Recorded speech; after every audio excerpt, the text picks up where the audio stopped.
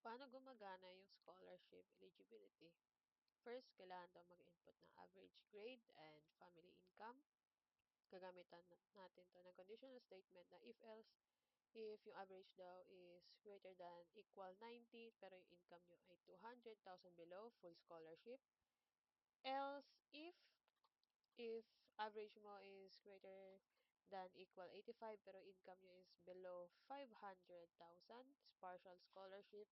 Else, hindi ka kasali. Ganon. So, this is how things work. First, kailangan pa-input yung user na naka-float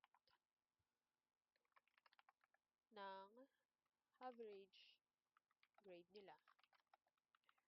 Next, yung income naman nila, kailangan din natin input family income. Next, kailangan natin gumamit ng conditional statement na if-else.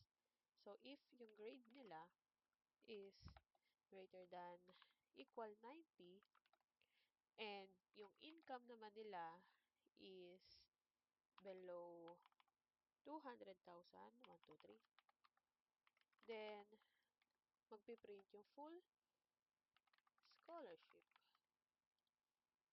Elif or else if yung grades naman nila ay 85, mali pa yung spelling ng grade, at yung income naman nila ay below 500,000, 1, 2, 3, ipiprint naman nito yung partial scholarship. If wala sa choices yung grade at income nung student, then hindi siya kasali sa scholarship. Try natin i-run.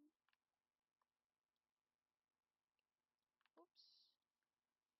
Lagay natin, input natin, average is 90, family income is